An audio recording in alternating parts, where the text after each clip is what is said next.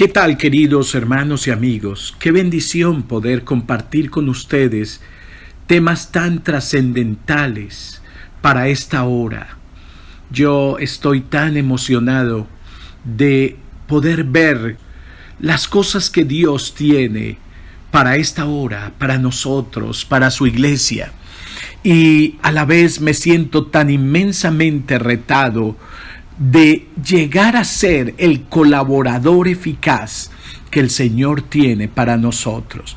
Me uno al sentir de nuestro Señor. Oren al Señor de la mies para que Él envíe obreros a la mies. Quiero compartir contigo un tema muy trascendental, muy relevante para la Iglesia de Cristo en este tiempo.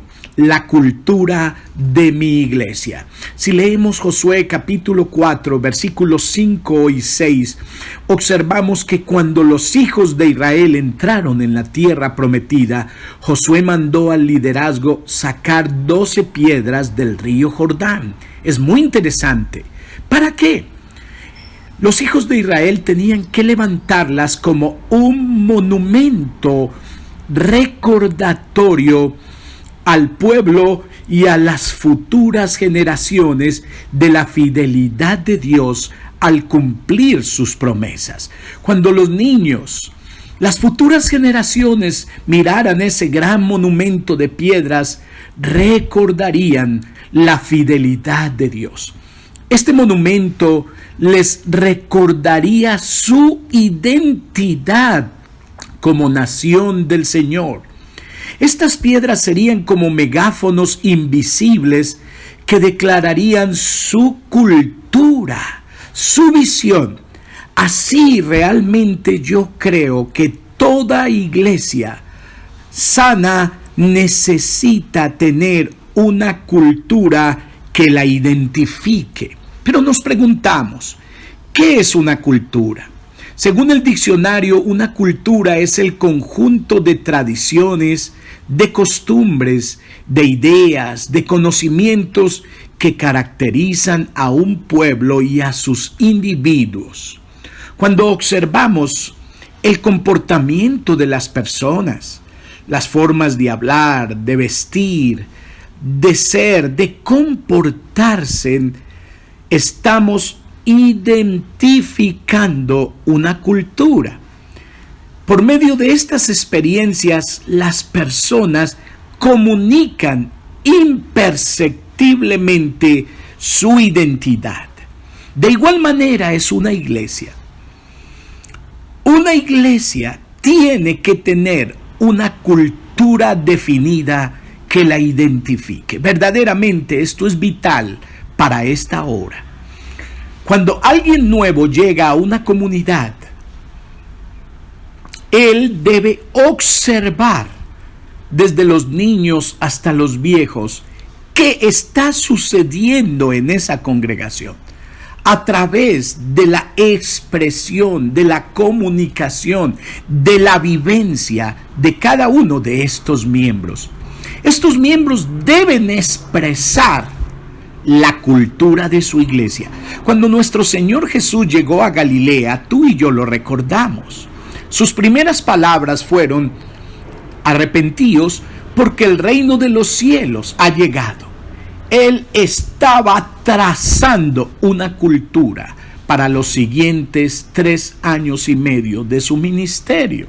Sencillamente lo que hizo Jesús fue transmitirnos una cultura. Y por eso dijo que se debían arrepentir. ¿Por qué? Porque todo molde equivocado, toda tradición que había reemplazado la cultura de Dios, tendría que ser sometida a la cultura del reino.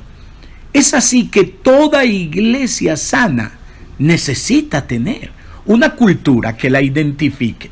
Sabes, nosotros como iglesia, después de orar, de pedir al Señor, después de 36 años de experiencia, de conocer los caminos del Señor, y después de meditar profundamente, yo le he pedido a Dios cuáles han de ser los elementos, los fundamentos que identifiquen la historia de nuestra fe, que sean megáfonos que expresen nuestra cultura de iglesia. Y sabes, basado en Proverbios capítulo 9, versículo 1, que dice: la sabiduría edificó su casa, plantó sus 7 columnas. He escrito junto con mi esposa 7 experiencias fundamentales que deben definir nuestra fe y te las quiero comunicar. El primer fundamento o columna sobre la cual tiene que dirigirse y edificarse la iglesia es una persona llamada Jesucristo. Jesucristo es la persona y el fundamento de nuestra fe. No puede existir una visión fuera de la persona de Cristo. Pero como segunda columna, por supuesto, hemos levantado el honor a la palabra de Dios. La palabra de Dios es la autoridad suprema de nuestra fe. Entonces, a nuestros discípulos les estamos bautizando, los estamos sumergiendo en la persona de Cristo y en la palabra de Cristo, que es la autoridad de la fe.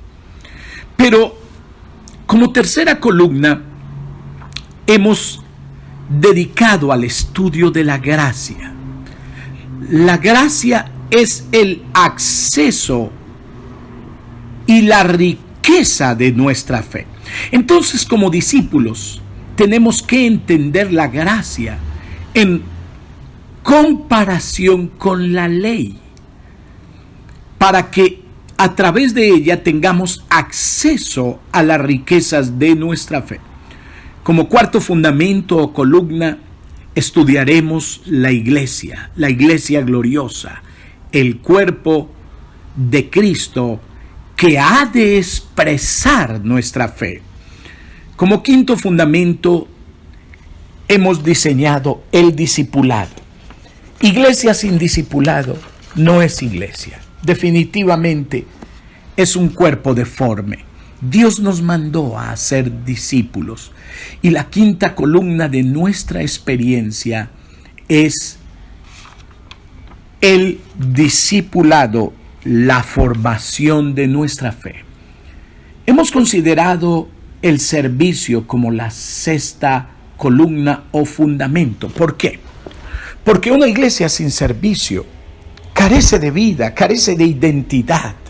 El servicio ha de ser la expresión de nuestra fe. Y como séptima columna, una misión. Una iglesia sin misión no es iglesia, definitivamente.